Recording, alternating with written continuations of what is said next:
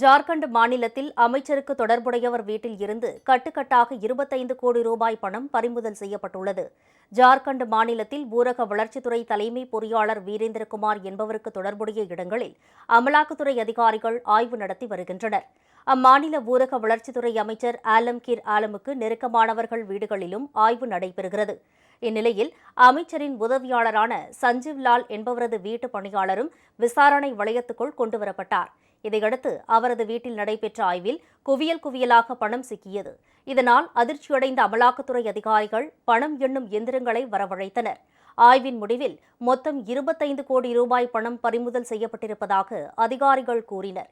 இது தொடர்பாக வழக்கு பதிவு செய்துள்ள அமலாக்கத்துறை பணம் யாருக்கு சொந்தம் என்பது குறித்து விசாரணை நடத்தி வருகிறது.